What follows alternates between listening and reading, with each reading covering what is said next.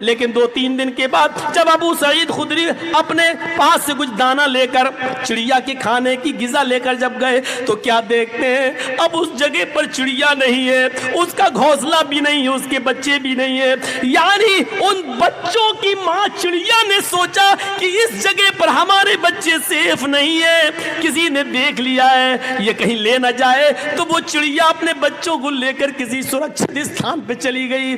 میرے نبی جناب محمد رسول اللہ صلی اللہ علیہ وسلم ان چھوٹے چھوٹے چڑیوں کے بچوں کی ماں پر ظلم نہیں کر سکے اور ان بچوں کو واپس کروا دیا۔ جس اسلام کی تعلیم یہ رہی ہو، وہ بے قصوروں کو مارنے کی اجازت کیسے دے گا، وہ دہشت گردی کی اجازت کیسے دے گا، وہ کسی کو قتل کرنے کی اجازت کیسے دے گا؟ جھوٹے ہو RSS والو، جھوٹے ہو BJP کے گنڈوں جو اسلام کو تم بدنام کر رہے ہو، اور جھوٹے ہو اے میڈیا والو جو تم سرکاری ہڈیوں پر پھل کر اور اس طریقے کی خرافاتیں بیان کر رہے ہو۔ جھوٹے ہو، تم جھوٹے ہو، تم اپنے دعوے میں جھوٹے ہو۔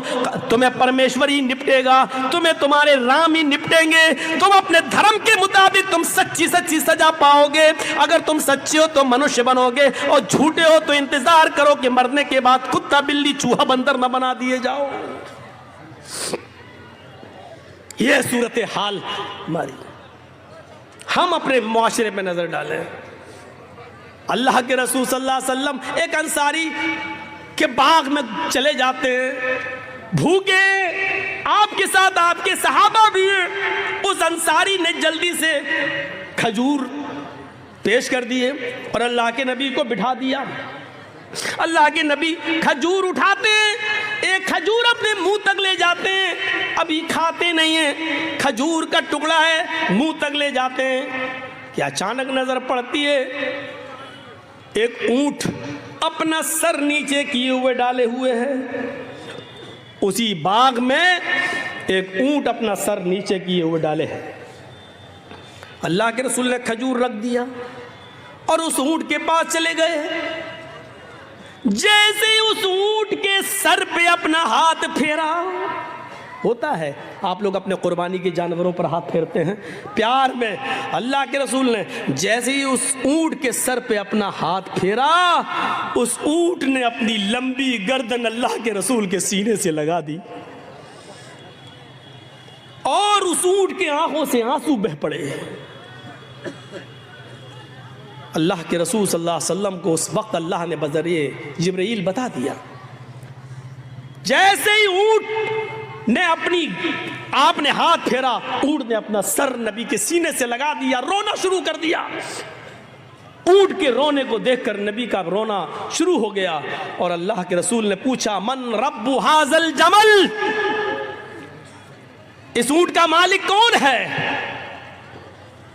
ادھر سے آواز آتی اس انصاری سے، انصاری نے، اللہ کے رسول یہ اونٹ میرا ہے۔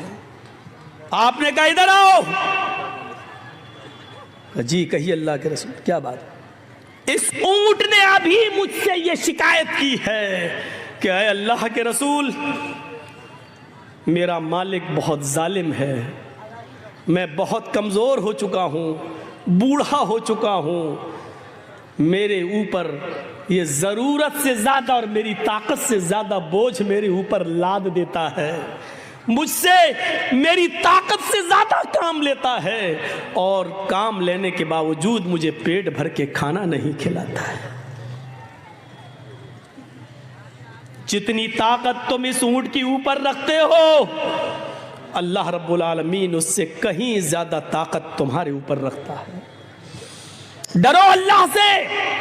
ہائے ہائے ہائے، اونٹ کی زبان سمجھنے والے ہمارے آقا، اونٹ کی زبان سمجھنے والے ہمارے نبی یہ برداشت نہیں کر سکے کہ اس اونٹ کے اوپر اس کی طاقت سے زیادہ سامان لادا جائے اور پھر پیٹ بھر کے اس کو کھانا نہ کھلایا جائے۔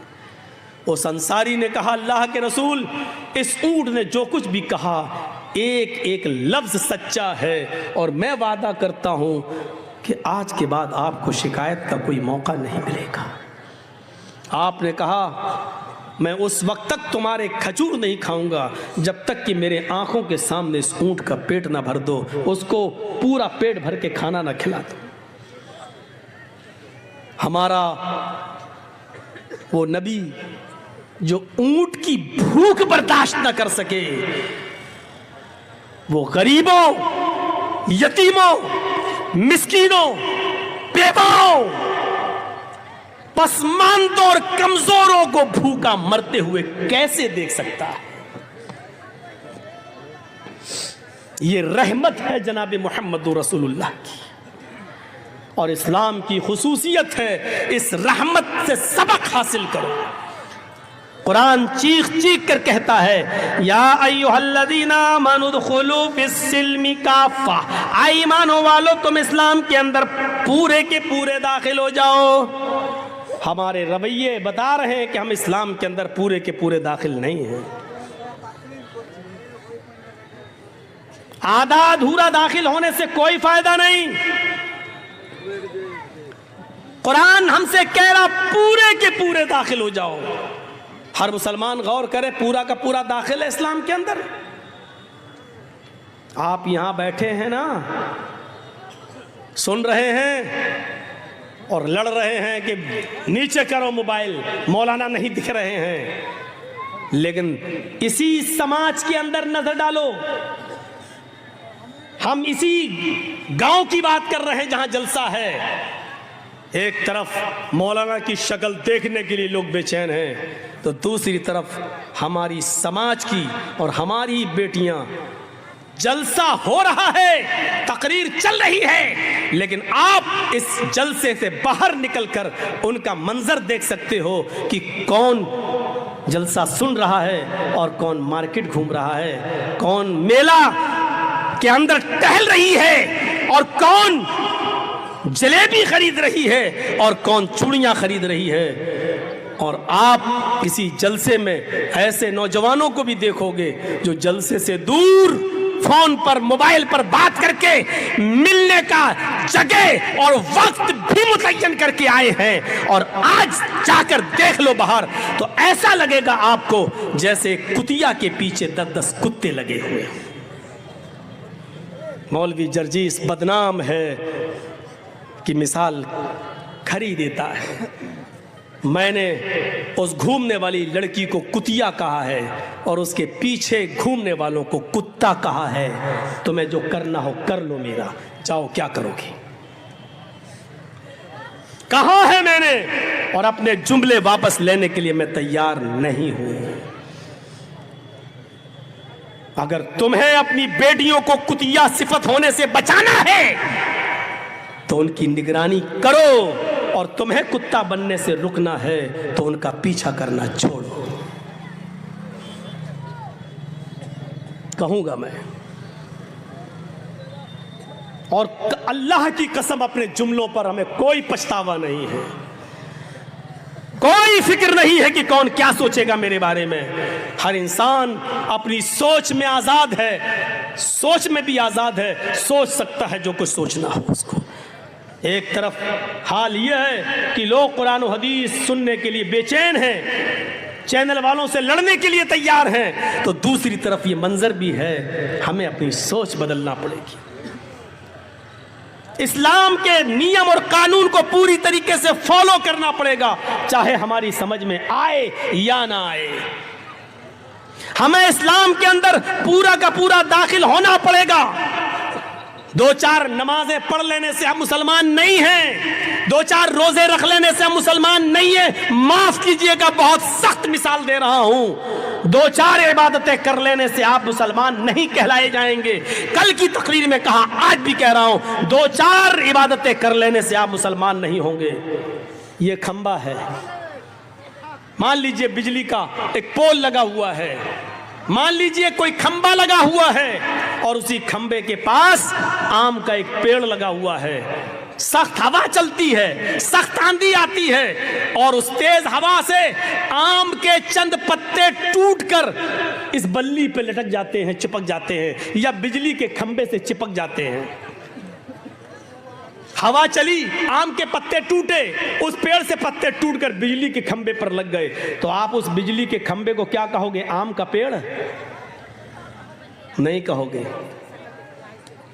مولانا جرجیس کہتا ہے کہ وہ آم کا پیڑ ہے، آپ کہو گے کیسے؟ دیکھیے آم کے پتے لگے ہوئے اس پر، آپ کہوگے صاحب آم کے پتے صرف اوپر لگے ہیں، اس کی جڑ تو آم کی نہیں ہے، وہ بجلی کا کھمبا ہی رہے گا۔ نہیں، میں کہہ رہا ہوں آم کا پیڑ ہے، اس لیے کہ آم کے پیڑ پر پتے لگتے ہیں، بجلی کے کھمبے پر بھی پتے لگے ہیں۔ آپ کہیں گے مولوی جرجیس پاگل ہو گیا ہے، رانچی لے جاؤ، اس کا علاج کراؤ۔ ارے بجلی کے کھمبے پر آم کے چند پتے چپک جانے سے بجلی کا کھمبا آم کا پیڑ کیسے ہو سکتا ہے؟ تو میں بھی آپ سے یہی کہنا چاہتا ہوں کہ ایک انسان 2-4 نمازیں پڑھ لینے سے، 2-4 عبادتیں کر لینے سے، 2-4 فقیروں کو کھانا کھلا دینے سے، 2-4 اچھے کام کر دینے سے پورا مسلمان کیسے ہو سکتا ہے؟ جب بجلی کا کھمبا آم کے چند پتوں کی وجہ سے آم کا پیڑ نہیں ہو سکتا ہے، آم کا پیڑ تبھی ہوگا جب اس کی بنیاد، اس کی جڑ بھی آم کی ہو، اس کا تنا بھی آم کا ہو، اس کی شاخائیں آم کی ہوں، اس کے پتے بھی آم کے ہوں، اور اس آم کے پیڑ میں آم کا پھل بھی لگ رہا ہو، تب آپ اس کو آم کا پیڑ کہیں گے۔ اسی طریقے سے آپ کو مسلمان اس وقت کہا جائے گا جب آپ کی بنیاد جڑ سے مسلمان ہو، آپ کا اٹھنا اسلامی ہو، آپ کا بیٹھنا اسلامی ہو، آپ کی بنیاد اسلامی ہو، آپ کا چلنا اسلامی ہو، آپ کی شادی بیاہ اسلامی ہو، آپ کے سماج میں رہنا اسلامی ہو، آپ کا چال چلن اسلامی ہو، آپ کی منہ سے گفتگو اسلامی ہو۔ جب یہ ساری چیزیں اسلامی ہوں تب کہا جائے گا کہ آپ مسلمان ہیں، ورنہ بجلی کے کھمبے پر آم کے 2-4 پتے چپک گئے ہیں، بس 2-4 عمل کر لینے سے آپ مسلمان نہیں کہلائے جا سکتے۔ اپنے جڑ میں مسلمان بنیے، بیٹھو تو اسلام چھلکتا ہو، اٹھو تو اسلام چھلکتا ہو، چلو تو اسلام چھلکتا ہو، شادیاں کرو تو اسلام چھلکتا ہو، بیوی کے ساتھ تعلقات قائم ہو تو اسلام چھلکتا ہو، آپ کی ہر اداؤں میں اسلام نظر آتا ہو، تب آپ مسلمان ہیں۔ یہ چیز ہمیں اپنے اندر دیکھنا ہوگی، یہ چیز ہمیں اپنے اندر پیدا کرنا ہوگی۔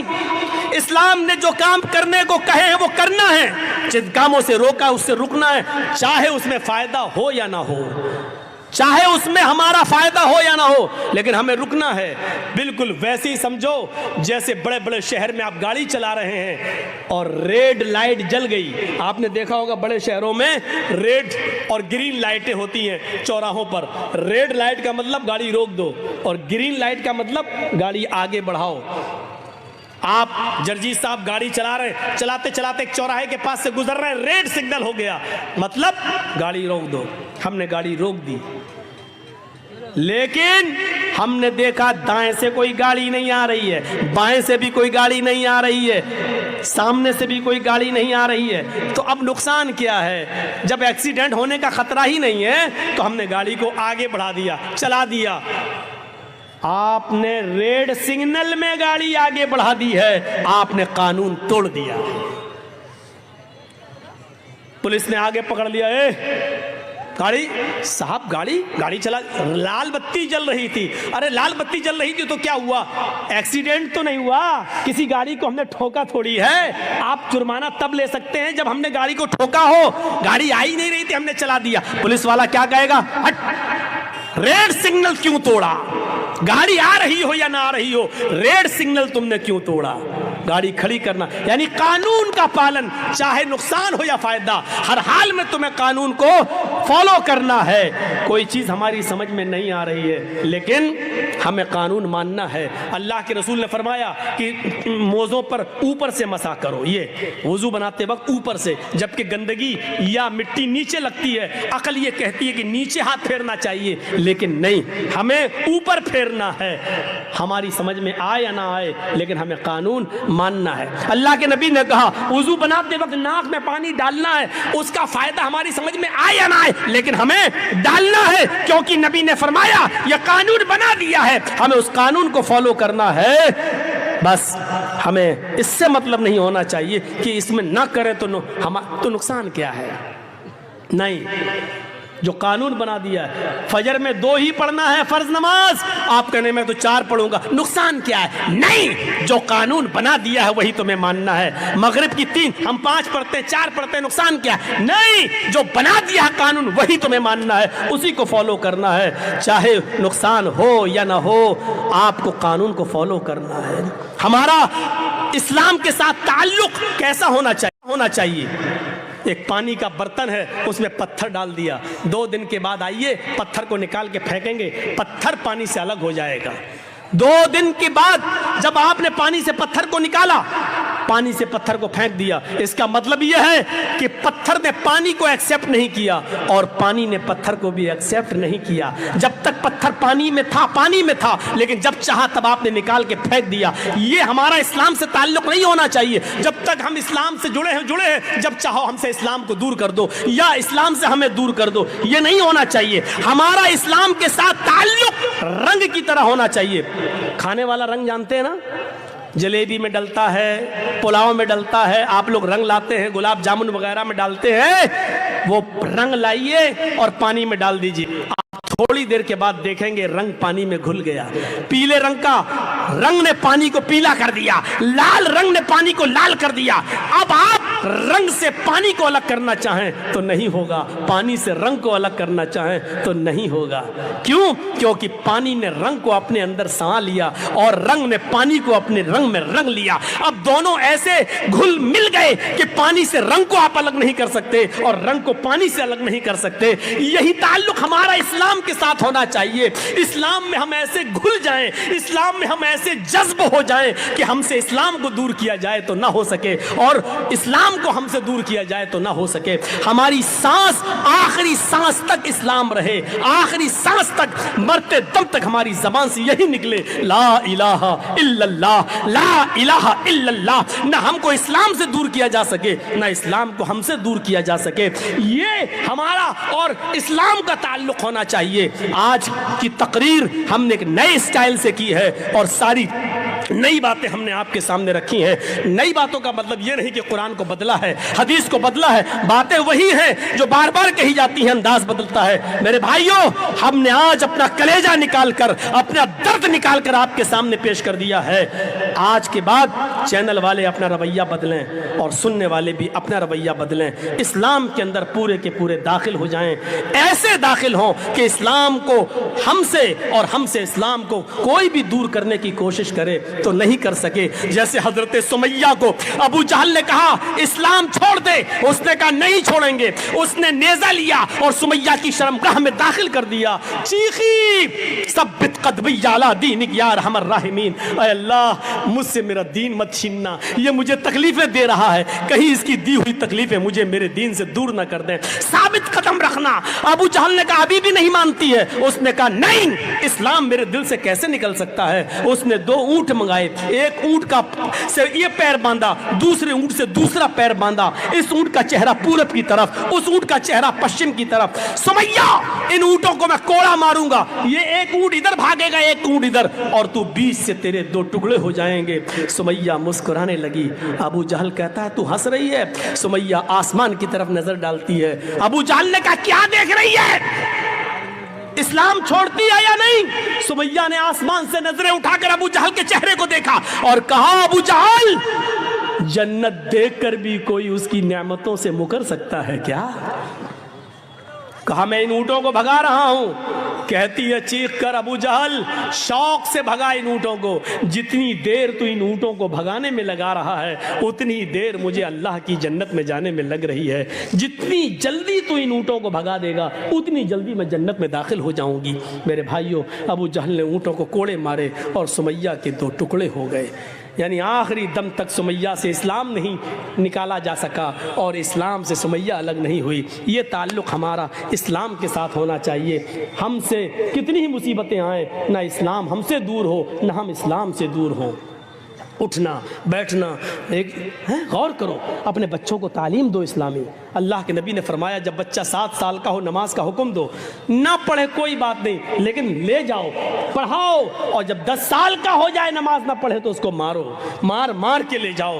حدیث اپنے بچوں کو تعلیم دو۔ مسند احمد کی ایک روایت ہے، ایک صحابیہ عورت ہے کہتی ہمارے گھر میں جب بچہ پیدا ہوتا ہے تو بچہ جب پیشاب کرتا تھا تو میں پانی کا ایک برتن اس کے اوپر ڈال دیتی تھی، بچہ پیشاب کرتا تو پانی سے اس کو دھو دیتی، اس کی شرمگاہ پر پانی ڈال دیتی تھی۔ جب بچہ پہلے دن چلنے کے لائق ہوا، پہلا دن جب بچہ چلنے لگا، پہلے دن جب کھڑا ہوا اور میرے بچے کو جب پیشاب کی ضرورت ہوئی تو میں نے اپنے بچے سے یہ نہیں کہا بیٹا پانی لے کے جاؤ، چونکہ اب تک میں نے اس کی عادت ڈال دی تھی۔ بچہ جس دن چلنے کے لائق ہوا اسی دن پانی کا برتن لے کے جانے لگا اور پیشاب کر کے اپنی شرمگاہ پہ پانی ڈالنے لگا۔